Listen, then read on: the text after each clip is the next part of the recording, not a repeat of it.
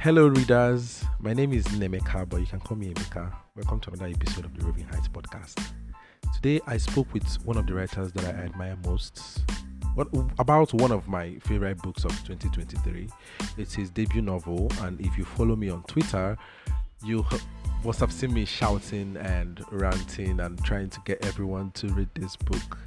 So it's such a full circle moment for me to be able to interview him about his writing process, what it took to write this book, the world building, which I think is very fantastic, honestly. So yeah, you should probably listen and enjoy. Bye. See you on the next episode.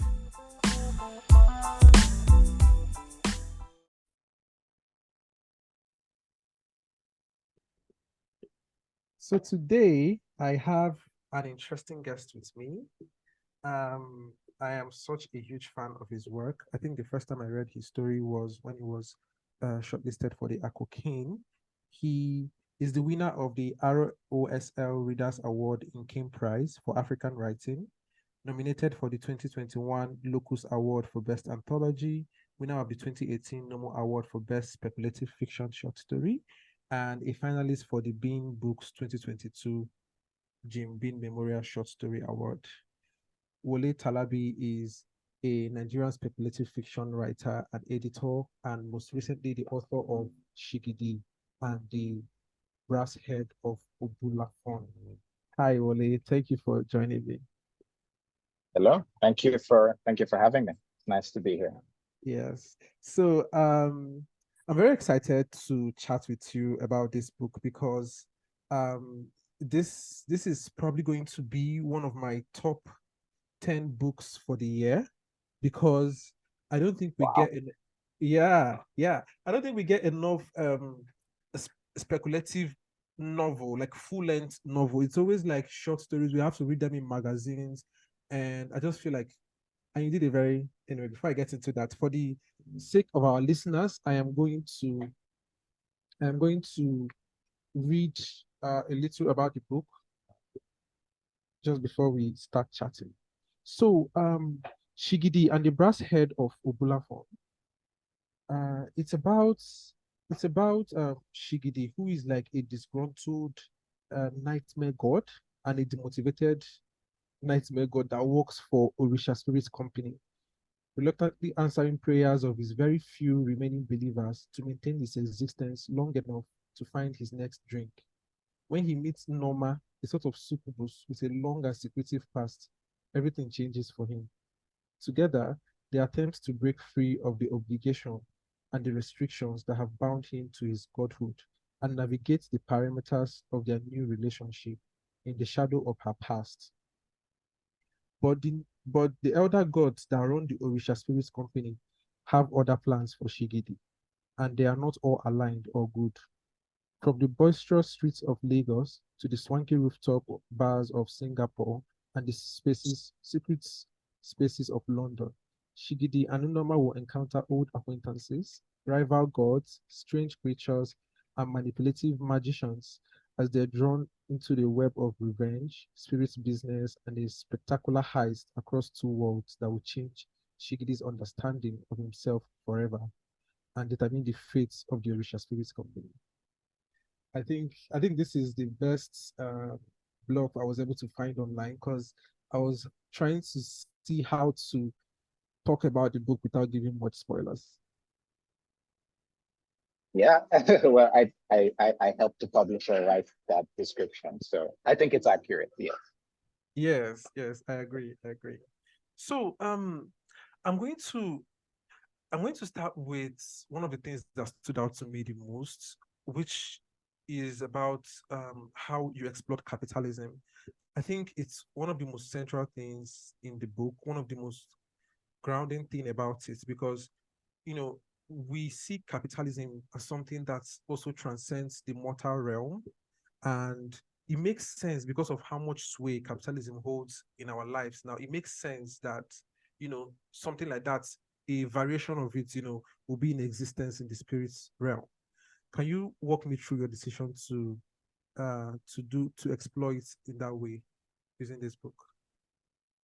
Oh yeah, that was certainly one of the main drivers for me to even write the book at all, was that idea of mirroring uh, a pantheon of gods from a mythology or belief system with the modern world. And you've already mentioned, one of the most prevalent things is capitalism. So I tried to reflect that in the mythology and the way the gods operate. And I did that for two reasons. Number one is I just thought it was a fun idea to kind of show the parallels between the way certain pantheons work. They tend to be very hierarchical, with like an elder god and then senior gods that are usually children of that main god or supreme god. And then you have minor gods and deities, and then you have demigods, which are like lower level management, all the way down to, like, I guess you could say, humans, who are both the consumers and the lowest level employees, in a sense. So I kind of wanted to mirror that structure because I thought it was a fun and interesting idea. But at the same time, I guess you've read the book. So one of the things that I was very interested in showing was basically the gods are us, right? We, Yes, yes, humanity, every culture, every religion, and we make up yes, gods to help us explain the world. And they come from us. They're heightened, extrapolated, exaggerated versions of ourselves, of aspects of ourselves, or aspects of nature that we don't understand. yeah, And so whenever you look at any culture's mythology, you always see the way gods are described is they are described in very human terms, right? They have mm-hmm. wants, they have needs, they have desires. Yeah, They're always writ large, they're always bigger than human because, of course, we're taking human elements and elevating them to the divine. Um, but I kind of wanted to do the same thing with a very modern human prevalent system, which is capitalism. Um, so we change as the gods change, right? Because they come from us, they come from our belief in them, which is another aspect from the book. yes, They need yes, our belief to continue to survive. So I kind yes, of really wanted to use that to say they need our belief and they mirror our way of life. And because we've moved more from empires and family-based monarchical systems to a more mm, capitalist industrialist system, it makes sense that the gods would do the same. And in fact, you notice in the book as well, they also transition into some other modern problems, like thinking about media and social media and how to manage their image and so yes, on. So I yes. basically, all of that comes from the idea of the gods are us and they reflect us. Mm, mm. I see, I see. And that's actually that was supposed to be my follow-up question, about your inspiration, but I think you've answered that. I think you've answered Well, that. I mean, there's other inspirations as well, Mm. if you want to know. Yes, I do. I do want to know, please. Okay, yeah. So that was basically, I always say there's like three things that um, came together to inspire this novel, right? And the first one is what I just described to you, which is the idea of mirroring um, Our society. the mythology with our society, right? That parallel between an organized corporation and the pantheon of gods. The second inspiration is actually the two characters, Nneoma and Shigidi. Well, actually, Shigidi came from the first inspiration because when I first thought about this idea of gods, kind of running a corporation and a company with a very capitalist mindset, I knew I wanted to tell a story using one of the lower level gods, right? It would have been Yeah. easier to tell the story from like point of view of the CEO, like Yes. Shango or someone in a position of power. But I always like to Mhm. tell stories, or I try to tell stories from people that are more in the middle, more regular people. And I was thinking if it's a god, then it would be a god that kind of works at the lower level of the company. And Shigidi as a nightmare god in um, one version of the Yoruba mythology. I've always just thought, being a nightmare god sounds like it's a terrible job, right? Your job is to go give people nightmares, sit on their chest, and maybe kill them. It just Yes. sounds like a sad job. You have to work at night, working at odd hours. You Yeah. have to be ugly and scary. And so I just thought like, oh, this poor guy must have the worst job in the company. So let's Yeah. tell the story from his point of view. And then the And no second one, inspiration was the character. Oh yeah, go ahead. yeah, and no one valued him. So it was very easy to explore, like to sort of like feel and connect with him as he developed Yeah, with the book. yes. That's kind of I wanted to take him from this very put down upon, marginalized position to somewhere different, more independent, um, more confident in himself. Yes, So yes. all of that kind of came from the same place. The second inspiration was the character of Nneoma, who actually I like to call her a co-protagonist with Shigidi. Yes. Like her name should Yes. actually be on the title as well. If I could have found a way to make it work, I would Uh, have. Um, so the character of Nneoma, I'm talking with Nigerians, so I can tell you, like, if you've seen the movie Nneka, the Pretty Serpent, you probably have some idea of where the character Nneoma comes from. I In know. Nigeria, we have, No, go on, no, go go on. on. Hmm. Okay, So in okay, I Nigeria, we was. have a lot of these movies about women, like dangerous women, Yeah. witches, mommy water, evil Mm-hmm. spirits or whatever, who come to tempt men and sleep with them, steal their soul or whatever, and then take them to their water kingdom or whatever. And Yeah. it's a very prevalent belief. And one thing I wanted to explore was, where does that belief come from and why? And one of the things I kind of came upon as I was looking into that is a lot of this comes from fear of women and sexuality, right? Hmm. In a lot Yeah. of cultures, not just Nigerian cultures, even Yes. any of the other cultures around the world, many patriarchal cultures, there's a kind of fear of women's sexuality, which is why in many stories, mythological stories or origin stories, they always portray the women as being both desirable and dangerous, right? Eve is the one that tempted Adam into eating the apple. Mm-hmm. Um, Pandora is the one that opened the box that brought all the evil into the world in Greek Yeah. mythology. You know, you see this reflected over and over again, and I feel like those stories of these dangerous women is all based on that, right? So I kind of wanted to take one of those women and give her power, right? Not be just this evil caricature whose only job is to tempt men, but Yeah. to have more of a fuller life, like give more background, give more inspiration to that. So Nneoma is kind of my answer or my response to Nneka the Pretty Serpent, basically making her a character that owns her own Yes. power and is Yeah. more in control, right? And is not ashamed of what she is. And of course, it kind of makes sense that she being a succubus who also operates at night and her Yes. powers are Makes it based on lust makes it work with a with. character like Shigidi, who's a Yeah. nightmare god whose power is based on fear and also Yeah. works at night. Yeah. And it's such an interesting thing, Norma or Nama as a character because you explore that in a way that she's full. When someone is like full. I even got this sense that there is like so much more about her that was not included in this book because of how fleshed Yeah. out she was. And have Yeah, yeah, let's let's say continue. I could have written a whole separate book on Nneoma as Yes, well. yes, I agree. Like you could uh, let me not uh so yeah, the third inspiration, yeah. The third inspiration actually came after something you already mentioned, which was the Ken Prize nomination, Okay, yes. which happened in 2018. And as Yeah. part of the Ken Prize events, I went to London, right, to attend Mm, the award ceremony.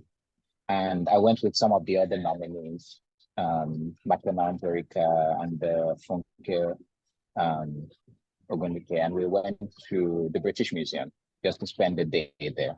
Now, I used to live in London, so I had been to the British Museum before, but for some reason, when I went that day in 2018, like 6, 7 years after leaving London, mm, when I went mm. back that day, I just felt very uncomfortable. I normally love museums, but being there made me very uncomfortable. I didn't feel like a lot of those things belong there. Yeah. You know, I felt this overwhelming sense that these things were mostly stolen or taken against the will of the people who originated it. You know, the original owners, the descendants of the people that created these things would want them back, or at least a sense of ownership on them, which they don't have. Yeah. So I kind of, it almost felt in a sense like going to a prison, and like seeing, you know, prisoners of war, you know, Mm. and some of that makes it into the book. There's a scene where Shigidi is in the British Museum, and a lot of the feelings he's, you know, Yes. espousing, they're Yeah. directly what I was feeling that day. And when I left the museum, I just felt, you know what, it would be great if someone could just come back to Heist and steal all these things, like take all these things back to where they belong. And I was Yeah. like, oh, okay, I'm going to write that story then. So I combined the story of the gods operating in a capitalist setting with Mm. the character of Nneoma and this idea for a heist at British Museum, and those three things came together to make this book. Mm. And it works very well. That scene where Shigidi, is in the museum and he's feeling all of those things. It was also very important to me because it felt like those artifacts, the gods that were there, they felt trapped and they were like pleading with him to, get them out of here. And then he was saying, oh, he was a contractor. If not, he would have, for his own personal reasons, saved them. And I thought that was very interesting too. Yeah. Because it's just like the real world, right? Like I felt the same, but of course, given the power dynamics of this world, no matter how I feel, I can't just take stuff from the British Museum. If I did, I would end up in prison, right? So Yeah. we all need to operate within the limits of the dominant power structure while we are trying to change it. And I actually Mm. kind of hope secretly, like this book, as people read it, especially non-Nigerians, they get a sense of how wrong some Yeah. of some of these things are. When they go to a museum, they get some of that sense, and then they can lobby, you know, their lawmakers or even just people they know. And eventually, if enough people do it, if enough people read it and talk about it, spread the Mm. awareness, maybe eventually museums will start to change the way they operate and start to return some of those items. It's already happening in some parts of the world. Yeah. Many museums in Germany are returning the Benin bronzes and other items to places like India and Bangladesh that they were taken from. So yeah, we try, right? But we still need to operate within the parameters of the power structure we find ourselves in. Exactly, exactly. I love that. I love that. I'm very interested in your characters. For instance, Alistair Crowley. I think he's based Ah, on the. Yeah, go on. no, no, please ask a question. Okay, so I think he's based on the writer, the one that was writing during the World War. Yes, his name is Alexander Yeah. Crowley too. Yes. So actually, no, Alistair Crowley is actually based on the real Alistair Crowley. There was a real person named, Yeah. That's the one that I think he died in 90s. he died in the 40s, um, I believe. Yeah, 1940, 1940, yes, yes. 40s or early 50s. Yeah. Mm. He was an occultist, he was a writer. Like a lot of what happens in the book with his character is based on what really happened, but I'm fictionalizing it and of course adding supernatural element to it. But the Yeah. real Aleister Crowley believed a lot in the supernatural and in the occult. So he was a very easy character to extrapolate into that space with Nneoma and Shigidi. Yeah. I love that you managed to weave them, in a way that made them seem very modern, very easy to follow. You know? I like that it's common. I like to think that it's common knowledge that how how strong a God is dependent on how many people believe in that God, how many people pray to that God, how many people have faith in that God. And I wanted to know, were there like any specific Yoruba texts, scholars, or cultures, that influenced how you interpreted that or how you showcased that in this book? Not particularly. Not directly from any of the Sheshe or the other Yoruba traditional practices, because actually in a lot of traditional Yoruba practice, um, the the Orisha or the Rumole, they're actually, it predates humans, right? So that conceptually, they already have power, and their power actually comes from Olorun or Lodumare, from his Ashe. And that's, I also kind of reflect that in the book. But the idea that the power of the god depends on the faith of the believers and the amount of prayers they receive and so on, it's not originally a Yoruba conceptualization. The only thing I'll say that, I mean, I took that idea from several other places, from other religions, and even it's partially inspired by the book American Gods by Neil Gaiman, which is a book I really love. Yes. Right. Yeah. So that similar idea is introduced and played with there. The one thing that I specifically tried to add here that's taken directly from Yoruba conceptualization is that the power of a god in your life depends on your faith. Right. So for example, Yoruba concept, they will never say that, your faith or prayers will influence how powerful, Ogun or Shango or Yamaja is. But their ability to manifest in your life does depend on that, right? So if your faith is not strong enough, yes, so their influence on your life is affected by how much you can align with them. Because they're actually using the term gods for the Orisha is a bit, it's an incomplete translation, but it is what it is, right? We're trying to, concepts in one language, we're trying to move into another one. But generally, the Orisha or Romola, they're like primordial forces, not necessarily gods. And the idea is you align with those forces. And the more you can align with those forces, the more they can influence your life in certain ways. So that part does make it into the book in a bit of the background when we're talking about Babalawos and things like that, people that have direct access to the Orisha through the company. Yeah. But the idea of, the god's power depending on prayer and the amount of faith they get, that's loosely taken from many other sources. Plus, I just thought it would be a fun idea. Makes it work as a company because then they have a resource that they need to basically manage and generate to survive. That's that line of making it a company, I think it was really brilliant because one, the company was formed as a means of survival for them because the Christians came. Now they're like, okay, we have to get our shit together. But I also love how there's so much humor in this book.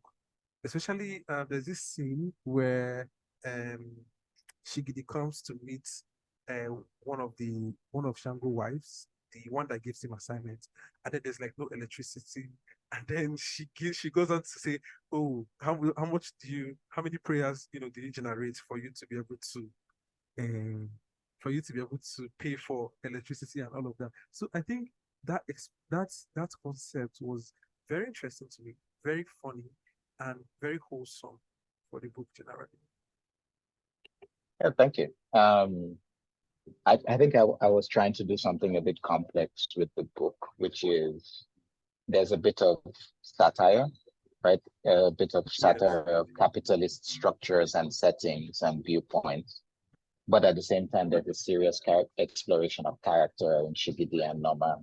So, that's one of the hardest things about writing the book, actually, was balancing the tone between the romantic elements, the serious philosophical elements, but also a bit of satire, right? Because I wanted the book to be fun. Actually, I said this to myself at the beginning, which is I want to explore all these ideas, but I want the book to still be fun. Yeah. I don't want people to feel like they're reading homework. So hopefully that came across. And yeah, if it was funny and entertaining, that's great.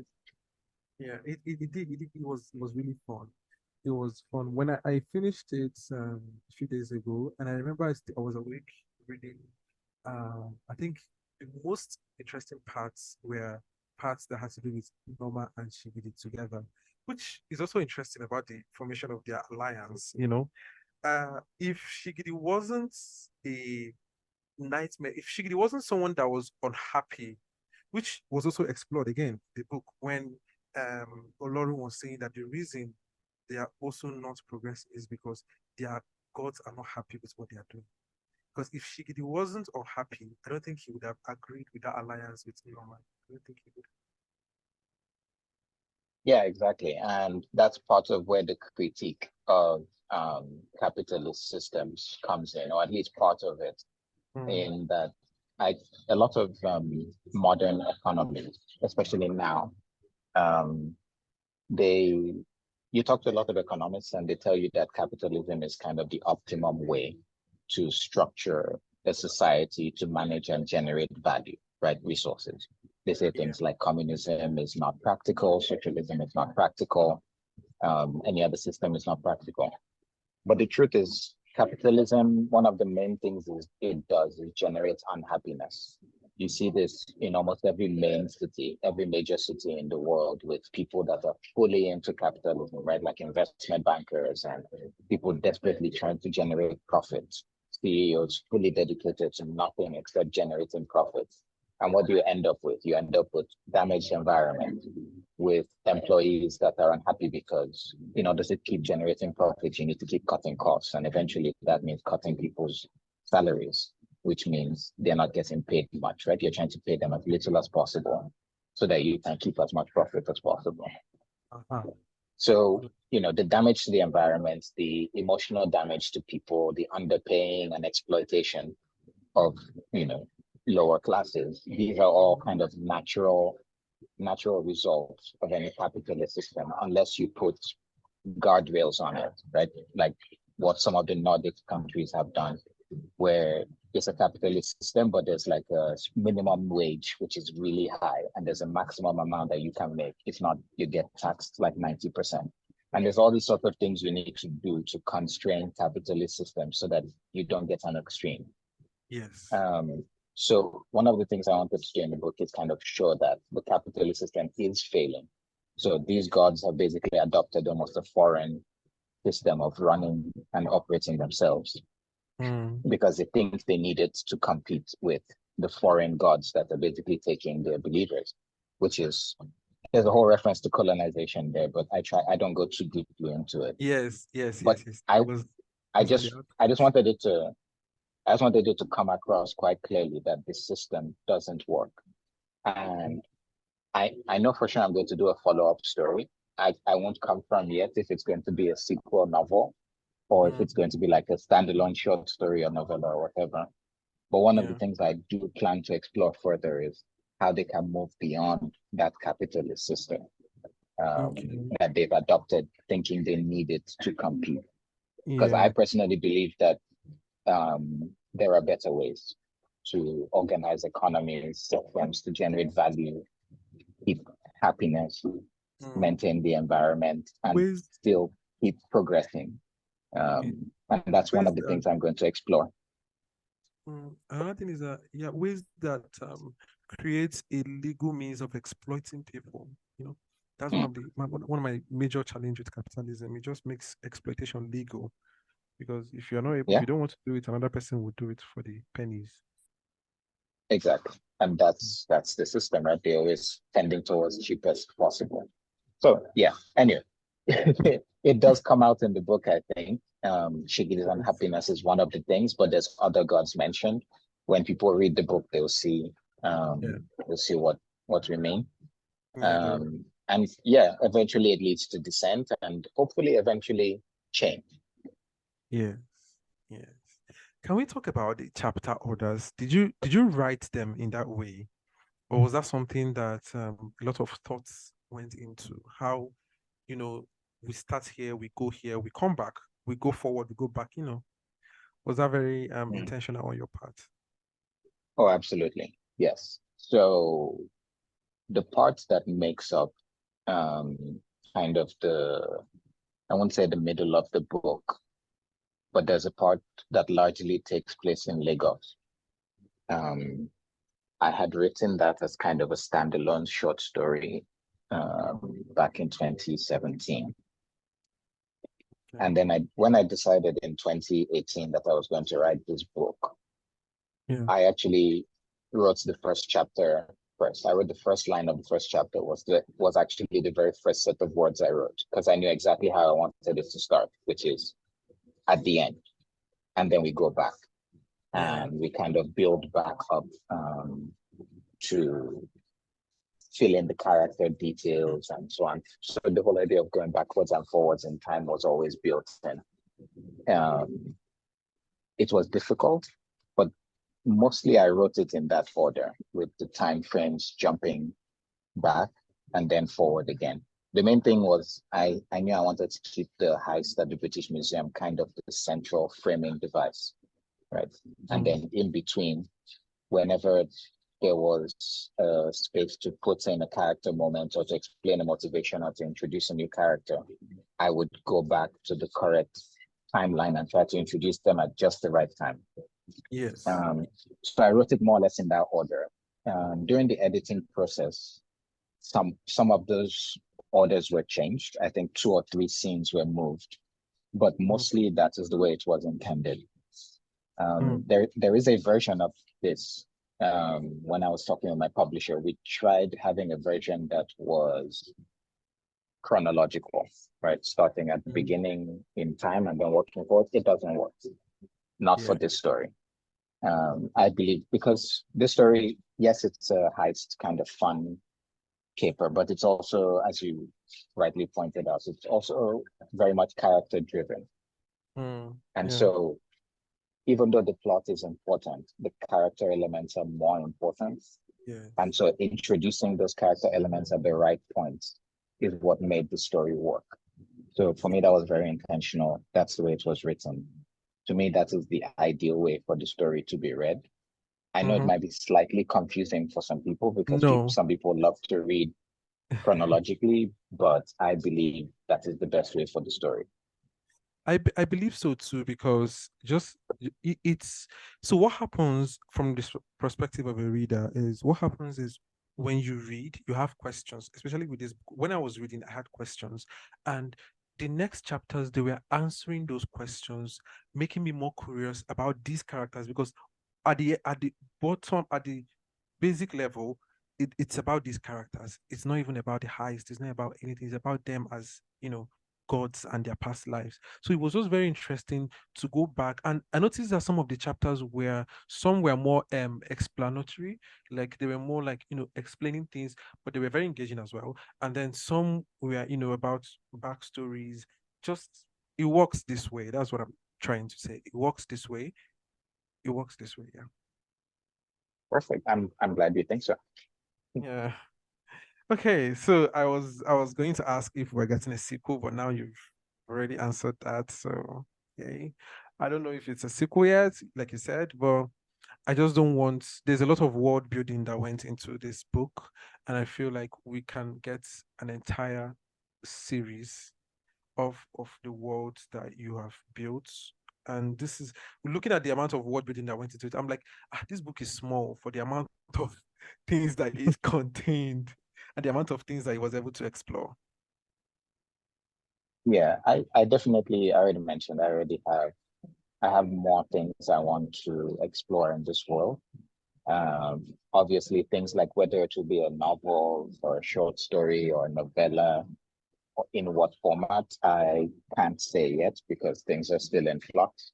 But for sure there will be more. In fact, I just had a short story published earlier this year that also features Shigidi as well. So, right, so part of this world is included there. So if for anyone that's read the book already, if you want a bit more insight into some of Shigidi's character and motivations, I have a short story that was published in Lightspeed magazine, the same magazine that published my Ken Prize nominated story. Yes. It's called Saturday's Song, and in fact, it's also a sequel to that Ken Prize story. So it's a sequel to Wednesday's story. Yeah. So it's called Saturday's Song, and it also features Shigidi. So it's kind of a double sequel. It's a prequel to Shigidi and a sequel to Wednesday's story. And it's available to read for free online. So if you go to Lightspeed magazine and just search my name or just search Saturday's Song, you will find it, and hopefully you enjoy it. Yeah, I will find it and link it in the description of this episode so that so you just click the description and you're able to read it. Perfect. Yeah. So, in your opinion, what would you say is the most important themes or messages that you want readers to take away from this book? Maybe in terms of yeah, in terms of anything really. What would you say like, oh, is the most I think you've mentioned one about the British Museum. That's an Yeah. interesting aspect of it. Yeah, so that's probably one of them, but I would say that's more of an outward messaging, Mm, intended more for like non-Nigerians, people living in the West, to kind of think about what is actually in the museum and how the museum came to be and whether those things belong there or not, whether yeah. they need to have a dialogue with the cultures from which those things were taken. So that's one thing I want Mm, people to take away from it, is having that sense. The second thing I think I want people to take away from it, which is more targeted towards my fellow countrymen, my Niger people, mm-hmm. um, is I want us to kind of appreciate and enjoy our own, the depth and breadth of our own African thinking. Um, and what I mean by that is it's very common to see movies, books, superheroes, all sorts of media based on, for example, Greek mythology or even Egyptian mythology, Yes. because it is rich and complex and has these big, larger than life characters that are very interesting. Mm, And I'm yeah. telling you, many African cultures, including Yoruba culture, has even more interesting mythology than that. Yeah. If you read into all the different versions of all the different stories of not just the gods, but also the different kings that were deified through time, the queens that were deified, the legends that were told, all the folklore. There's so much of it, and it is very rich and full of, they're not just simplistic children's stories, right? Even basic folklore includes Yeah. some very high level thinking about philosophy and how we should live our lives and things like that. And they're both entertaining and deeply thoughtful. And one of the things I want people to take away from it is just that sense of wow, like the Yoruba pantheon is actually fascinating and Yeah. entertaining.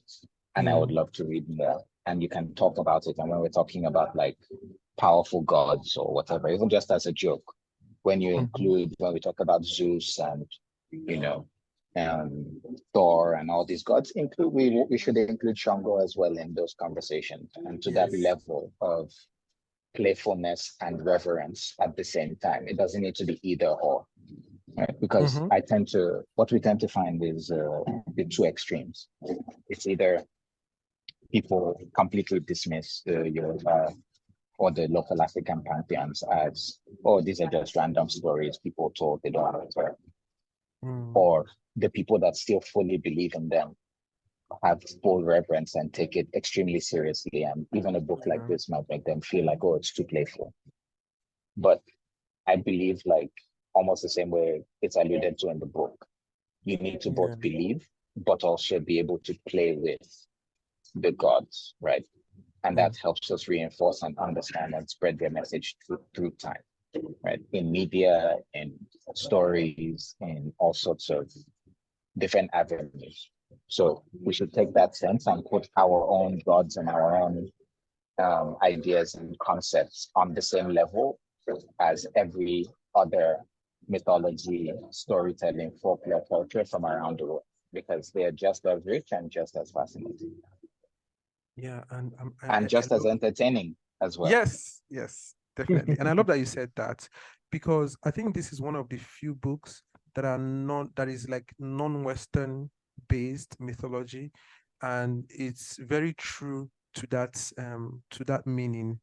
And I think we need more. We need more. That's why I said it's going to be my one of my top 10 because I believe that there's not enough of it around. So I run a bookstagram account, I review books on Instagram and all of that. So I went on Goodreads to review the book after I read it, and I noticed that a lot of I'm going to play it safe and say not the intended audience didn't get it. And I was really cool with that, because they were not the target audience. The people that get it, you know. Yeah, exactly. This is something I was very aware of because I had several discussions with the publisher about things like, do you want to put certain Yoruba words in italics? Some of the names of the Mm, gods are a bit similar. People that are unfamiliar might get confused. This yeah. cultural context might make this seem like this character is doing something that, is a bit wrong, or people might not understand the cultural context. Mm. And do you want to change it? And I just said, nope, nope, nope. I'm not changing anything. Yeah, I get it. And yeah, I tried to put as many context clues as as possible for a possible. non-Nigerian reader to read things, but I am not Uh-huh. changing the core idea of the core reader. So like whenever I write a story, I always say like I have a target reader, right? Like Yes. the imaginary person in my head that I'm thinking of who will enjoy the story. A Uh-huh. lot of the time it's someone like me, right? But Yes. there are also times there's some stories you write where you're thinking like, oh, I want someone in the US or in the UK to get this. For this book, my target audience, the target reader in my head was like my fellow Nigerians. Uh-huh. I want you guys to be able to read it, get it. Yes, it's in English. Yes, there's a bit of pidgin, there's a bit of Yoruba in there, but it's also an international book. There's scenes that take place outside the country, Yeah. all of that, right? I want all of that to be clear enough, but it's primarily written from a Nigerian point of view, and And that I is the target reader. And I'm okay with it if a few people don't get certain things. That's fine. and I feel like people not getting is also it also shows like maybe their own level of laziness or something, because if you're confused about something, you can very easily Google it and get back to the story, and you have like all the context that you need. It doesn't have to be spoon fed to you through the book. But yeah, thank you so much I for mean, I will mm, say,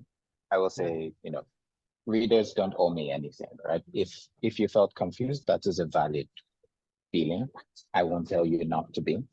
Um, but like you said, at the end of the day, I believe the target audience, like you, got it, mhm. enjoyed it, Yes. and other people as well. Other people, non-Nigerians, also have gotten it. I've been quite surprised actually at the level of good feedback and reviews that Yeah. I've gotten in places like the Washington Post and in Yeah. Publishers Weekly. And these are, reviews by non-Nigerians. So I I think there's enough there. I think it works. Yeah. Yeah, it works. It works really. All right. Um, Thank you so much for doing this. And I'm glad that we got to talk about this and the world and everything that you did with this beautiful book. For our listeners, I will link the book in the description of this episode, and you can easily order it from our website and from our walking stores. And we deliver everywhere in Nigeria and across Africa, across the world, really. So, uh, thank you so much, Wole, for joining me. Hopefully, we get another book, novella, short story, anything from you, and I will have you back here. All I right. hope so too. Thank you. This has been a great interview. Thank you very much. Yeah, thank you.